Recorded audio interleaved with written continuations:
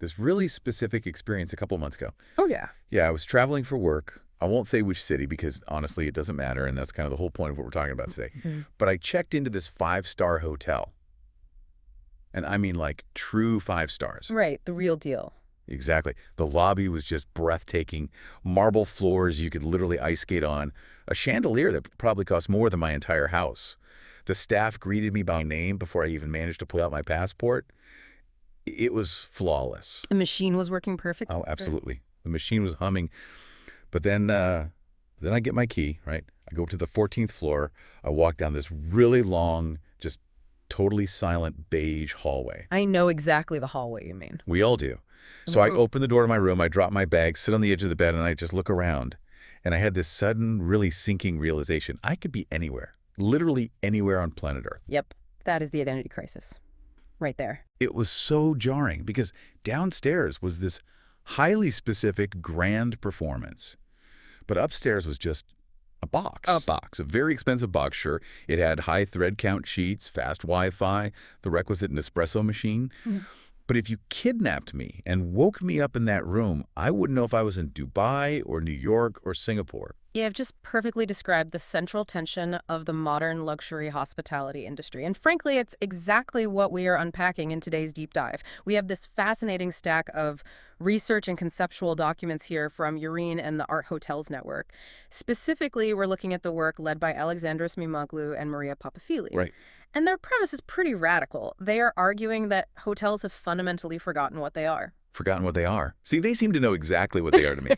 They're, businesses that sell sleep and $30 club sandwiches. Well, financially, yes, but ontologically, they've completely lost the plot. The argument we're looking at today is that the industry thinks a hotel is a building or a service provider. But EURAN argues that a hotel is actually a world. A world. A world, the temporary society. It has its own laws, its own emotional logic, its own rituals. And when you walk through those revolving doors, you aren't just entering a property, you are entering a narrative.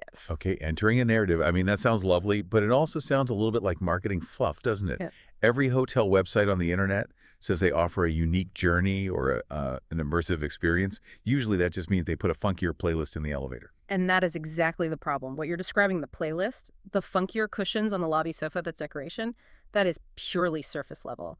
The sources we're deep diving into today are talking about a complete structural restructuring of hospitality. They call it cultural architecture. And to be incredibly clear right out of the gate, this isn't about hanging better art on the walls. Which was totally my first assumption.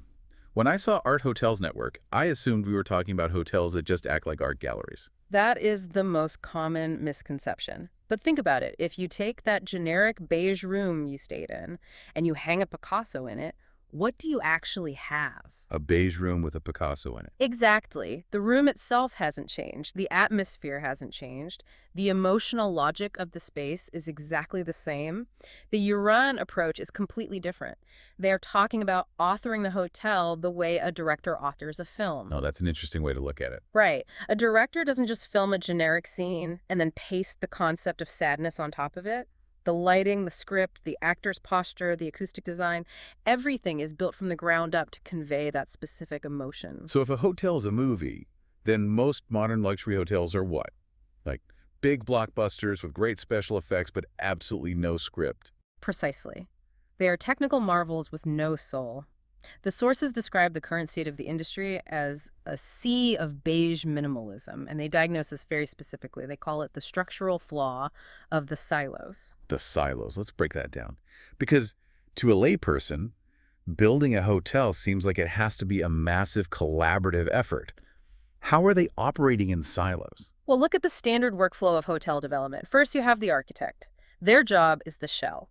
The concrete, the glass, navigating zoning laws, maxing out the square footage. They really just want the building to look impressive from the street. Right, they want that iconic skyline shot for their portfolio. Exactly. Then, completely separate from that, you have the interior designer. They come in much later. Their job is FFE, furniture, fixtures, and equipment. They pick the rugs, the lamps, the chairs, and they are almost always following a trend forecast that tells them, say, industrial chic is out and Japandi is in. Japandi, that's the Japanese Scandi fusion, right? I feel like I've sat on a Japandi chair at about 50 different coffee shops this year. Exactly. It's a global trend. So you've got the architect, the interior designer. Then third, you have the branding agency. They come up with the logo and the quote unquote story. They might write this beautiful manifesto about the property's local heritage and artisanal roots. Which usually amounts to a giant black and white photo of a fisherman hanging in the lobby. Often, yes. And finally, you have the operator, the actual company that runs the hotel day to day. They care purely about efficiency. How fast can housekeeping clean the room? How durable is the hallway carpet? Right. The problem is these four groups, architecture, interiors, brand, and operations, are working in almost complete isolation. So the architect creates this cold, aggressive glass box. The interior designer desperately tries to make it cozy with warm fabrics. The brand agency says it's an edgy urban playground. And the operations staff is trained to be super formal and stiff. So the building is basically fighting itself. It's totally schizophrenic. That is exactly why you get that feeling of disconnection you mentioned earlier. The lobby screams lifestyle brand, but the hallway screams hospital, and the room whispers, I gave up. The room whispers, I gave up. That is devastatingly accurate. And this leads to what the statistics call homogenization, because every developer is hiring the exact same top-tier design firms, and those firms are all looking at the exact same Pinterest boards and architectural digest spreads, so everything starts to converge. It's the Instagram aesthetic. It is. Even the so-called boutique hotels are falling into this trap. They think they're being unique by using this curated eclecticism, but when everyone is curating the exact same eclecticism, it just becomes generic again. It's fast fashion applied to skyscrapers. It looks good for maybe 6 months, but it doesn't age well because it's not rooted in a deep cultural identity. It's rooted in a trend cycle. So the diagnosis is clear. We have mastered the machine, the plumbing works flawlessly, the check-in is incredibly fast, but we have entirely failed at the world building. We've just created expensive interchangeability. Correct. And this brings us to one of the most vital concepts in the EURAN documents: the profound difference between a logistical sequence and a ritual. I highlighted this exact part in my notes because it really made me rethink my own behavior when I travel. Walk me through your typical check-in experience. What does it actually feel like to you? Honestly, it's a transaction. I walk up to a desk, I hand over a credit card and a passport. The person behind the desk types on a keyboard for a suspiciously long time. They hand me a little plastic card, they point to the elevator, I leave. It's purely administrative. Exactly. It is a logistical sequence. The entire goal of the hotel at that moment is to process you, to get your data, authorize your card, and get you out of the lobby so you don't clutter up the visual space. Yep. But in a cultural world, as defined by these sources, arrival isn't a transaction. It's a prologue. It is the opening chapter of a novel. It's where you establish the emotional rules of the universe the guest is entering. Okay, but practically speaking, they still physically need my credit card. How do you turn a credit card swipe into a prologue? It's all about the context of the action. It's the environment in which that transaction happens. Is there a physical barrier, a massive high marble desk between us? Or are we sitting side by side in a comfortable lounge area? What is the lighting doing? Is the acoustic environment loud and chaotic? Or has it purposefully shifted to something calmer, signaling to your brain that the frantic journey is over and the stay has begun? Right.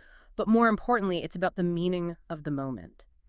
The sources argue that modern travelers, especially in the ultra-luxury sector, aren't looking for service in the old subservient sense. They don't just want someone to carry their bag. They are looking for meaning. They want to feel understood by the space they're in. We want the hotel to get them. Yes, because if I am paying $2,000 a night, I don't just want a comfortable bed. I have a perfectly comfortable bed at my house. Wow. I want a narrative. I want to feel that my presence in this space matters, that I am actively participating in something. If the hotel just treats me like a unit of occupancy, even a very pampered, expensive unit of occupancy, the whole experience just feels hollow. So we need to move from logistics to rituals, from buildings to worlds. That's the underlying philosophy. But I'm a nuts and bolts guy. I want to know how. How do you actually build a world? Because if I go to a general contractor right now and say, build me a world, he's going to look at me like I've lost my mind. And that is where we get into the actual EURAN methodology. They call it the art-driven spatial method. And the central figure in this process is the cultural author. The cultural author. Is that just a fancy title for a creative director? It's similar in spirit, but with much more structural authority. The sources go back to the analogy of a film director. You need one unified mind or one unified conceptual logic that holds the vision for the entire project from inception to daily operation. This entity ensures that the architecture, the interior design, the service protocols, and the art all tell the exact same story. And they use some very specific tools to achieve this, right? Hmm. The first one that jumped out at me was chromatic fields. Now, to me, chromatic just sounds like paint colors. It is so much more than paint. In a standard hotel, color is just decoration. Let's paint this wall blue because it nicely matches the rug we bought. Right. In this method, a chromatic field is used to set the actual emotional temperature of a space. It involves the pigment of the wall, yes, but also the temperature of the artificial light, the way natural light moves through the room, the reflectivity of the materials, and how all those elements interact to create a visceral feeling in the human body. Okay, give me an example of how that plays out. Sure. Let's say a lobby has a chromatic field designed for luminosity and arrival. It's high energy, it brings clarity, it's awakening. But as you leave the lobby and move toward the elevators, the field intentionally shifts. The light temperature drops. The colors deepen into richer tones. The building is physically, spatially preparing you to transition from the public, social world into the private world. So it's manipulating in a benevolent way, I guess, my nervous system. Absolutely. That is what genuinely great architecture does. It is psychological engineering. Another major tool they use is geometric rhythms. I was trying to visualize this one while reading. Is this just about the geometric patterns printed on the carpet? It can involve the carpet, but think about that long corridor again. Your endless beige hallway. Why is it so depressing to walk down? Because it feels infinite.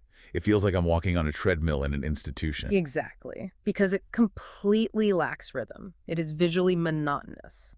Now imagine a corridor designed with geometric rhythm in mind. The spacing of the light sconces on the wall, the specific pattern cut into the floor tiles, intentional breaks in the ceiling height.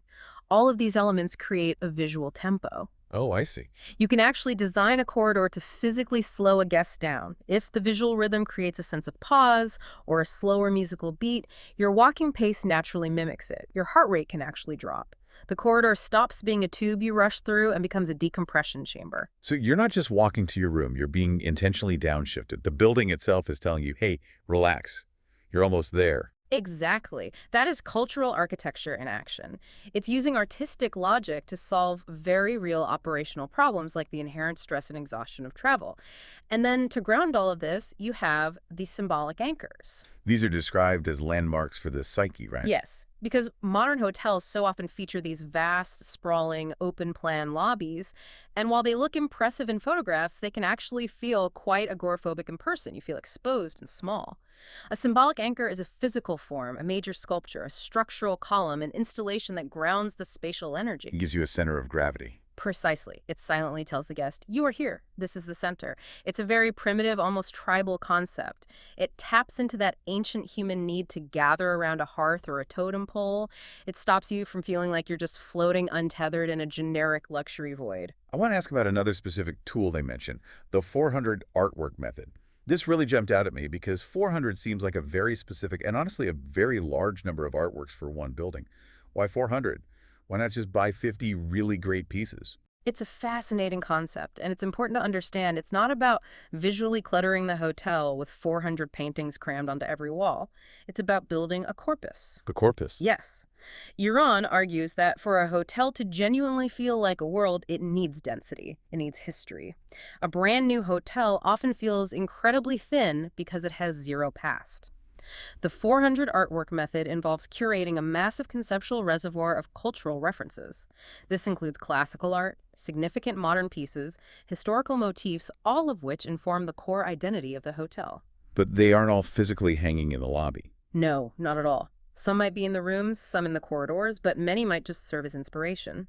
The color palette of a Renaissance painting might inform the texture of the restaurant menu, or the geometry of a modern sculpture might dictate the pattern embroidered on a throw pillow. Oh, wow. So it's basically the hotel's subconscious. That is a beautiful way to put it. It is a deep, hidden reservoir of meaning that gives the hotel a sense of authority. When you walk into a space designed this way, you feel instinctively that this place has a lineage. It feels established. It feels like it has a soul that predates its ribbon-cutting ceremony. It anchors the property in the long stream of human culture rather than just floating on the surface of 2026 interior design trends. Okay, so we have the deep philosophy. We have the tools, the chromatic fields, the geometric rhythms, the corpus. But now I really want to get into the engine room, section 3. Because all of this sounds incredible, and a pitch deck. But someone actually has to run this thing day to day. If the general manager is busy trying to fix a broken air conditioner and manage 100 staff schedules, who is managing the soul of the hotel? This brings us to a critical operational shift proposed by the sources, the creation of a dedicated art center. And I need to clarify right away, this is not that little gallery next to the gift shop. I was literally just about to say, I never go into those little galleries. They always seem so empty and sad. Everyone ignores them. No, in the EURAN model, the art center is the nucleus. It is the active control room for the hotel's entire cultural identity. Think of it like the bridge of a ship. It actively holds the DNA of the narrative. So what actually happens in there? Is there just a guy sitting at a console controlling the hallway lights? Conceptually, yes. All aesthetic and cultural decisions radiate out from this center. Let's say, for example, the hotel restaurant wants to change the design of its menus for a new season. In a normal hotel, the food and beverage manager would just call a graphic designer and pick a font that looks cool. Right, yeah. But in an authored hotel, that decision has to pass through the logic of the art center. Does the texture of this new paper fit our overarching narrative? Does this typography align with our symbolic architecture? It ensures that the story never breaks. It perfectly aligns the music playing in the elevators, the specific scent pumped into the lobby, the cut of the staff uniforms. It is, to put it very casually, the keeper of the vibe. That makes so much sense. Because that prevents that awful drift you see, where 5 years after a grand opening, the hotel is just a mess of conflicting styles because 4 different managers have randomly changed things over the years. Exactly. It maintains structural integrity. And what's brilliant is that it's highly scalable. In a massive, sprawling luxury resort, the Art Center might be a standalone physical pavilion where guests can actually go to attend lectures or learn about the curation. But what about a smaller place? In a small boutique property in the city, it might just be a gallery corner, or even what the sources call a hotel chair installation. A hotel chair? Yes, it's a micro installation. A single, highly curated focal point, maybe a chair paired with a specific artwork and lighting that captures the entire conceptual essence of the property. Even if the art center is physically tiny, its operational function remains total. I want to go back to the corridors for a second, because the sources talk extensively about the bridges system. We touched on this slightly with the geometric rhythms, but I feel like this is a massive pain point for travelers. Yeah. The drop-off. The drop-off is the #1 unarticulated complaint in luxury travel. You spend $50 million designing a lobby. It's stunning. The guest is wowed. Then they get in the elevator, the doors open on the 14th floor, and suddenly silence. Dead air. Flat lighting. Ugly, durable carpet. It's an emotional cliff. It's a severe emotional drop-off. You have violently broken the spell. The guest was existing inside a world, and suddenly they are just standing in a facility. It's like you're in a movie theater, totally engrossed, and the screen just goes black for 5 minutes in the middle of the second act. Yeah. You're completely taken out of the immersion. The bridges system is designed specifically to sustain the narrative across these liminal thresholds. In this model, the corridor isn't just a conveyance tube to move human bodies from point A to point B. It is an active bridge. How does that work practically? It involves carefully orchestrated atmospheric shifts. As you exit the elevator, maybe the acoustic dampening in the ceiling increases significantly, creating a sudden, reverent hush. The light temperature warms up noticeably. The art on the walls shifts away from the grand, sweeping statements of the lobby to something much more intimate, something that requires you to step closer and focus. The bridge safely carries the guest from the public performance of the arrival space to the private sanctuary of the room, without ever breaking the underlying story. And that perfectly leads into the concept of the Constellation Engine, which I have to admit sounds a bit like something out of a sci-fi movie. But it's actually about how you map the entire property, isn't it? Right. It's a conceptual tool for treating the hotel as a multi-zone narrative. Think of the hotel as a collection of distinct planets or different chapters in the same book. The lobby is one zone, the spa is another, the restaurant is a third, the guest room is a fourth. And they all need to feel different. You definitely don't want the quiet spa to feel like the busy lobby. Exactly. They must be distinct. But, and this is the crucial part, they must clearly belong to the exact same constellation. They have to share a gravitational pull. The constellation engine is the planning framework that ensures these zones are functionally different yet conceptually unified. It entirely prevents that Frankenstein feeling where the hotel restaurant feels like a completely different business entity than the hotel it resides in. Okay, I really want to make this tangible for the listener. Let's walk through a theoretical guest journey using this year-round logic. Mm, I want to see how all these pieces, the chromatic feels, the bridges, the rituals, actually play out in real time. let's do it. So I've just landed after a 10-hour flight. I'm exhausted. I'm stressed. I walk through the front doors of the property. In a normal hotel, my eyes are frantically scanning for the check-in desk. In an authored hotel, what happens? You enter the prologue. The very first thing your eyes find is the symbolic anchor. Maybe it's a large, grounding piece of sculpture perfectly placed in the center of your sightline. It instantly stops your eyes from darting around the room. It centers you physically. The chromatic field in this zone is likely tuned for clarity, but paired with warmth. It's welcoming. And the check-in. You aren't immediately approached by someone demanding your credit card. You are greeted almost as a citizen returning to your home country. The ritual here is about initiation, not logistical processing. The space is actively designed to let your shoulders drop and let you shed the frantic energy of the airport. Okay, I'm initiated. I have my room key or my digital token, whatever it is. I head to the elevator. You are now entering the transition. The elevator isn't just a sterile metal box. The acoustic design, the lighting, it acts as a sensory palate cleanser. Then the doors open. You are on the bridge, the corridor. Right, the decompression chamber. Exactly. As we discussed, the visual rhythm immediately slows down. The geometric rhythms on the floor subtly guide your pace. The light is noticeably softer. You are physically decompressing with every step. The architecture of the building is whispering to you, leave the outside world behind. I reach my door. I open it and walk in. You have now entered the sanctuary of identity. This is arguably the most critical space in the entire constellation. The room isn't just a place to store your luggage and sleep. It's designed for the recovery of the self. Recovery of the self. I like that. The chromatic fields here are meticulously tuned for intimacy and deep restoration. The art in the room isn't just decorative wallpaper. It's placed strategically to encourage actual contemplation. Maybe there's a specific piece placed so that when you sink into the primary armchair, you are directly face-to-face with it. It quietly invites a moment of genuine connection. The room feels incredibly protective. It feels like a bespoke shell that has been crafted specifically around you. Okay, I unpack. I take a hot shower. I feel somewhat human again. Now I'm hungry, so I head down to the hotel restaurant. Now you are entering a narrative engine. The restaurant is a highly social chapter in the story. The energy lifts. The lighting becomes dynamic. It's focused tightly on the tables, creating these warm pools of intimacy within a much larger, bustling room. But here is the key to the Constellation engine. It doesn't feel like you've left the story. The symbolic anchors in the restaurant subtly echo the ones you saw in the lobby. The materials might be harder, louder, but they speak the exact same visual language. You are just in a different scene of the exact same movie.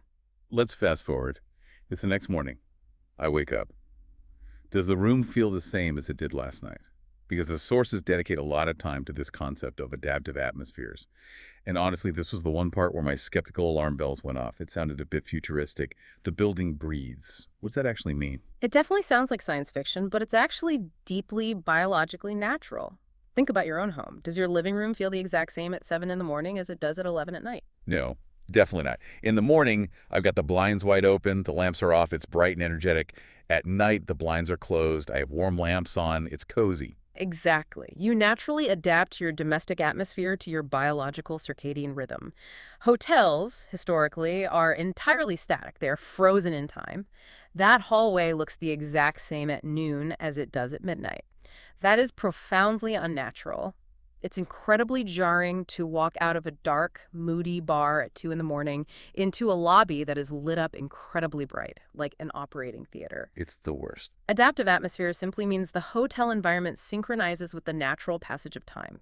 So in the morning, the mode across the hotel is clarity, the light temperature is cooler, crisper, the background acoustics in the public spaces are perhaps more structured, clearer. Yeah. It's all about awakening and planning the day. And as the day goes on, By the afternoon, the environment shifts to support focus or social engagement.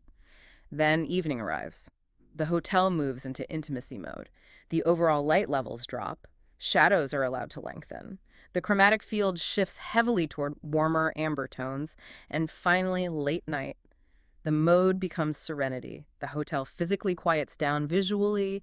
The lighting becomes very low, very soft, highly focused on pathways. So it's not about robot butlers. No, it's not about crazy tech gimmicks at all. It is simply emotional intelligence embedded directly into the environment. The building is actively empathizing with your circadian rhythm. I love that framing, the idea of the hotel empathizing with me.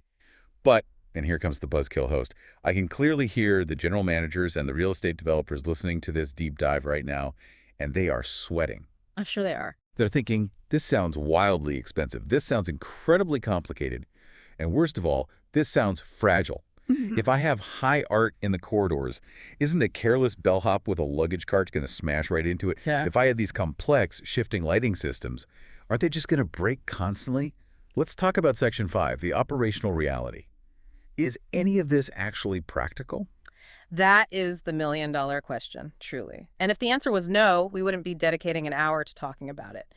The EURAN sources address this head-on. They state categorically that cultural identity must be an operational ally, not an obstacle. If the curated art gets in the way of the housekeeping part, the system has failed. If the moody lighting violates municipal safety codes, the system has failed. So how exactly do they solve that tension? Let's take safety and accessibility as the first example. You might look at a rendering and worry that atmospheric, moody lighting in a corridor is a massive safety hazard or a liability issue. But EURAN argues that authored lighting can actually be significantly safer than standard lighting. Because you design lighting sequences that are deeply atmospheric but are rigorously engineered to comply perfectly with emergency visibility standards, in fact, because the lighting is so highly intentional, highlighting specific pathways, illuminating thresholds, drawing the eye to exits, it can actually guide panicked people better during an emergency than standard flat blinding light that washes everything out. Okay, that makes sense. But what about the durability issue? The phrase they use is maintenance-friendly cultural infrastructure, which is a mouthful, but I really like what it implies for the bottom line. It's a crucial concept. You absolutely cannot put a fragile, priceless porcelain vase on a pedestal in a high-traffic lobby. The symbolic anchors and the raw materials used in the art-driven spatial method are rigorously selected for their extreme durability. They are built for the harsh reality of hotel life. Massive suitcases, rolling carts, kids running around, spilled drinks. Right, it can't just be a museum. Exactly. It's about selecting art forms and architectural materials that actually age well. A lot of trendy, highly decorated hotel design looked incredibly shabby after just 2 years because the cheap veneer chips and the trendy fabric stain. Real materials, solid stone, raw wood, heavy metal, high-quality textiles, they develop a patina over time.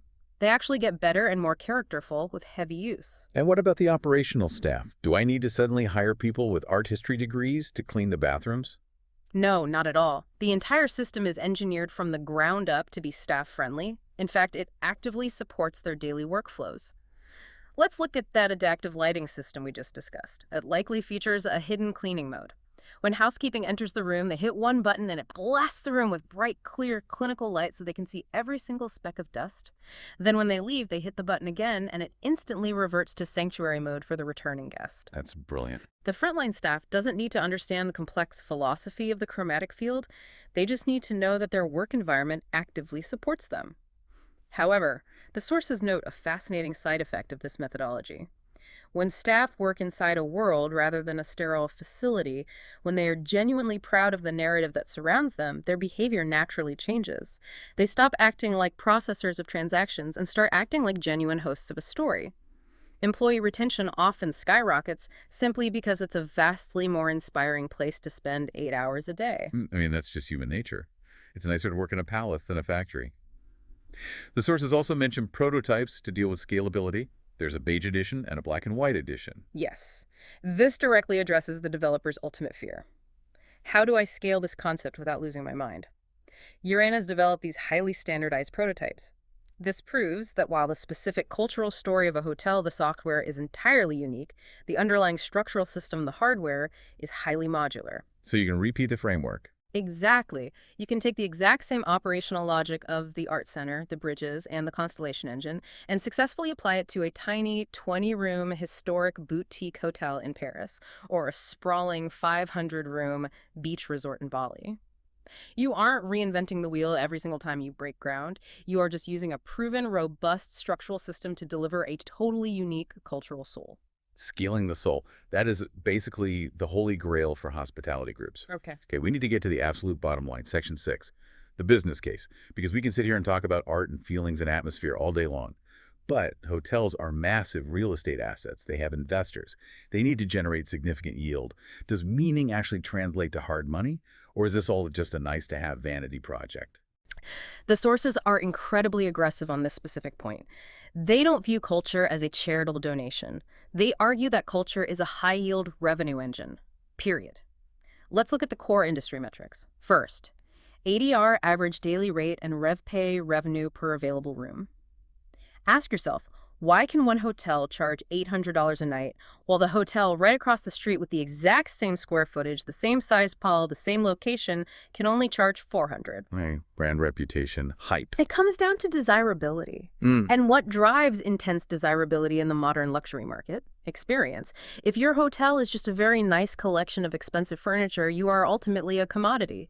A new competitor can just build next door, buy the exact same furniture, and undercut you by $10 a night. You are instantly locked in a race to the bottom. But if your hotel is an authored world, if it offers a profound, unique, emotional narrative that physically cannot be found anywhere else on Earth, you suddenly have massive pricing power. You become a monopoly of one.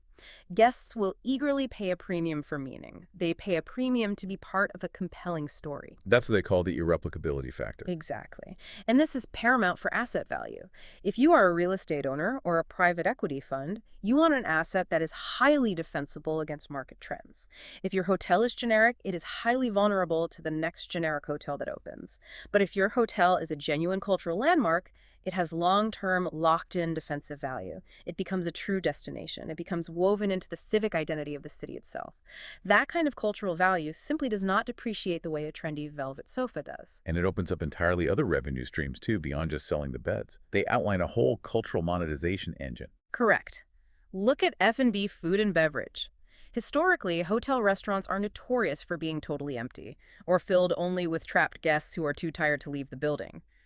But if the restaurant is designed as a narrative engine, if it has a thick, compelling, authored atmosphere, it starts attracting locals. It becomes a standalone hotspot in the city. Suddenly, your F&B department isn't a depressing loss leader. It is a massive, high-margin profit center. And what about events? MIC business. Because I used to plan corporate retreats, and we desperately stopped going to those horrible beige ballrooms. We specifically wanted places that felt creative and inspiring. Exactly. High-end companies want to host their events in spaces that make them look sophisticated by association. If a hotel has real cultural authority, a major tech company or a luxury fashion brand actively wants to launch their new product there. They are essentially borrowing your cultural cool, and you can charge an astronomical premium for that privilege. That makes total sense. And let's not forget the real estate play itself, mixed-use developments. Right. If you are a developer building a luxury condo tower attached to a hotel, those residential units will sell for significantly higher per square foot if the anchor hotel is a recognized cultural hub. Buying a condo above a generic chain hotel is just convenient. Buying a condo above an authored cultural world is a massive lifestyle statement. So the ROI isn't just a bump in the nightly room rate. The returns in the food, the events, the elevated real estate value, and the bulletproof brand equity. Precisely. In this model, culture is ultimate financial leverage. The sources also mentioned the creation of a global ecosystem to support all this. They talk about the hotel owner's art circle. Yes. This is entirely about building a community of practice. EURAN isn't just trying to fix one isolated hotel. They are trying to build an active network of visionary leaders. The hotel owner's art circle connects the investors, the developers, and the owners who actually understand this deep value proposition. They can share data, resources, and strategies. And they also detail an art index and an art prize, which seem like benchmarking tools, right? They are. Right now, the industry has stars for logistical luxury, 5-star, 4-star, diamond ratings. But we have absolutely no recognized metric for cultural depth. The art index aims to measure exactly that. To mathematically give credit to the properties that are executing this well, it creates an entirely new global standard of excellence. It clearly differentiates the actual leaders from the people just buying trendy furniture. Exactly. It forces the whole industry to level up. So let's bring this all together and wrap this up. We have thoroughly diagnosed the problem. Hmm. The sea of beige, the endless interchangeability, the structural flaw of the silos fighting each other. We've looked deeply at the proposed solution. Cultural architecture, the art-driven spatial method, the shift to an authored world. We've seen how it actually functions operationally. The art center acting as the nucleus, the bridges solving the drop-off, the adaptive atmospheres responding to time. And we've just laid out the hard business case irreplicability creating a monopoly of one and culture driving massive revenue power. The sources frame their final concluding thought as a strategic invitation. They declare that we are definitively moving from the era of amenities to the era of identity. And that is the absolute core takeaway of this entire deep dive. For the last 30 years, the hospitality battle was fought over physical amenities. Who has the bigger gym? Who has the faster Wi-Fi? Who put an iPad on the nightstand first? But that war is completely over. Everyone has the amenities now. It's baseline table stakes. The new war is the battle for identity. Who are you? What specific authored world are you inviting me to step into? The challenge being issued to the listener, especially the hoteliers, the developers, the private equity investors, is this. The industry is already evolving. The ultra-luxury traveler is already demanding this depth. The question isn't whether hospitality will become more culturally driven. It will. The only remaining question is who will have the vision to lead it. If you are ready to lead, we are ready to begin. That is the direct call to action from Alexandros Mimoglou and Maria Papafili. It is incredibly confident. It really is. It's a massive challenge to the status quo. Stop building logistical machines and start building immersive worlds. I want to leave our listeners with one final, slightly philosophical thought that really stuck with me as I was prepping for this. If a hotel is, as the sources argue, a temporary society, then checking into one is actually an act of citizenship. That is a profoundly beautiful way to look at it. It really reframes everything. In a world of increasingly generic travel, where every airport terminal looks exactly the same, and honestly, global cities are starting to look the same. We are all just looking for a country to belong to, even if it's just for one single night. We want to feel like we are genuinely somewhere. The future belongs entirely to the hotels that can actually build that country, the places that can give us a passport to a different, richer reality. And that new reality has to be built on culture. Absolutely. Well, this has been an incredibly fascinating deep dive. I know I am definitely going to look at that beige hallway very differently next time I travel. I'll be constantly looking for the geometric rhythms. I'll be checking the chromatic fields the second I walk into the lobby. Thanks for joining us for this one. We'll see you all in this world. Goodbye.